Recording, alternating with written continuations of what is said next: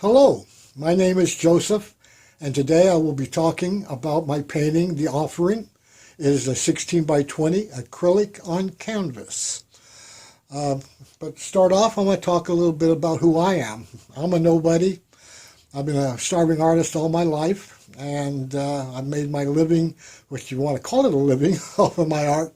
I'm not connected to no big galleries or any exhibits. I'm kind of a recluse to a certain point, but I've done literally hundreds, maybe even thousands of paintings in my lifetime. So I'm going to give you a little bit of rundown on why I painted The Offering and what motivated me to do it.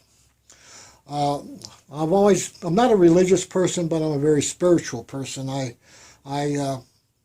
like everything from UFOs to aliens, encounters, anything that's out of the ordinary. I'm not that much interested in the everyday humdrum of just reality. I like fantasy a lot, and because reality is a disappointing thing of when the way the world situation is. You understand what I'm talking about.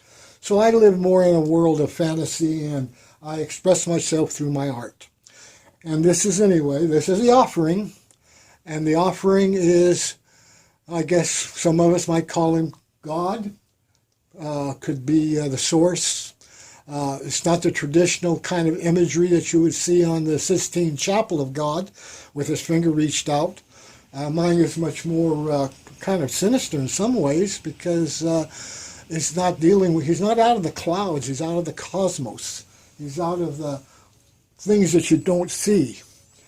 And this is his crown, and which God doesn't really need a crown. He could have a halo, but he's in this ball of energy that's coming out of nothingness, and all this energy is happening, and he's got the crown, and there's all these jewels.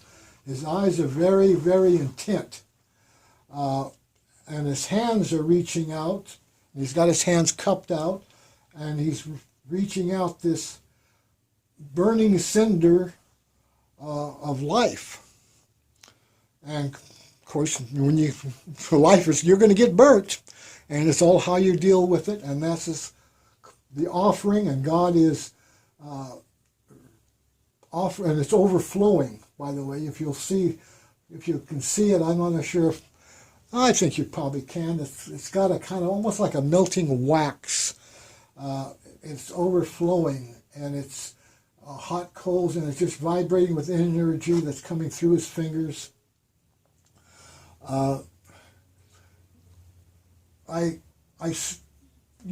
There's kind of a multi of colors of green and blue with the yellows, and of course when you add yellow to blue you get a green. So in some ways this green was something that just happened when I started putting all this yellow in there.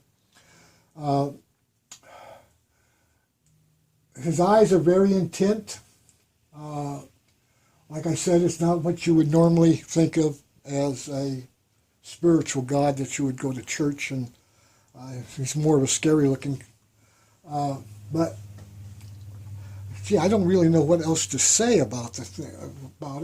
I'm just going to say the thing, because he's not a thing. It's a spiritual being.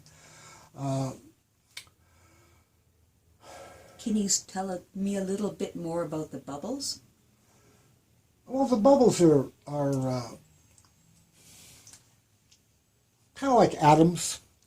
They got these little center nucleus centers, and with the other little bodies swinging around, going. Could be like little universes, little sparks of. Creativity. Creativity, that's a good word, yes. There's little sparks of creativity. Coming out of the void. Yes. And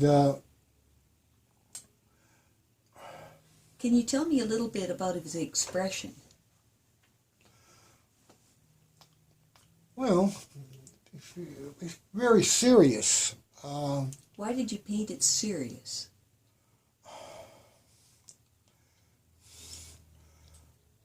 Well, I've partially it's my upbringing. Religion to me was a very serious, super serious thing, It's not a light-hearted thing. It's not something that is. I mean, you're surrounded with the beauty of God, and it's all around us. But God Himself is a very serious entity, something that is.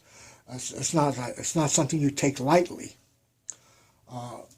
Even though He produces so much beauty everywhere, even in the heart of a volcano or a hurricane, a storm, there's beauty everywhere. Even when it's killing people and destroying the landscape around and everything else, it's all beautiful, and you can't get around it. You know, there's tragedy there, but within all that tragedy is all this beauty happening. And so God is a very serious being. Even though He radiates all this beauty around us, He's very serious. And so He's very much intent. And so the look on His face is very, very intent. It's kind of like a cat looking at a mouse. Very intent. And that's probably what makes Him, in some ways, might be a little scary because of the intentness of it. Because He is very intent. He's looking right at you. And can you tell me a little bit why you chose a crown instead of a halo?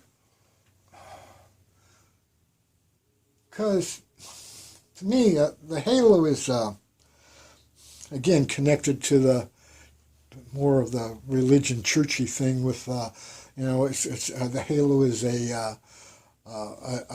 shows divinity of a spirit, but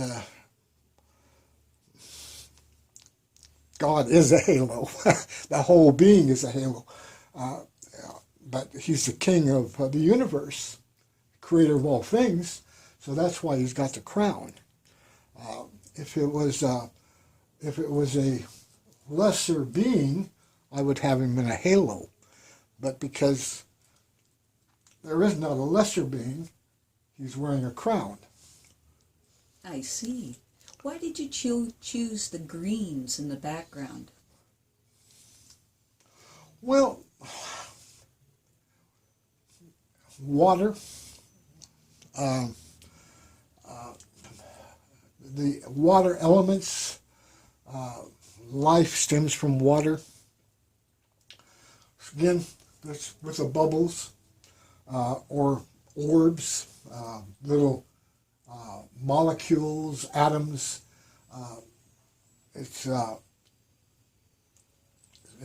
Even all this blue and water, there's still this fiery core. Despite, nothing will put out this fire. No matter how much water the fire is, an entity all within itself. But the bluish green represents, to me, is a water, and I like blue. I'm a blue person. Okay. So the yellow is the yellow and the white is the God energy. I see. And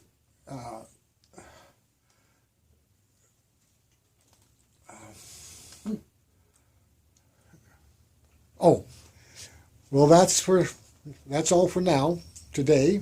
Thank you very much, and see you next time. Bye bye.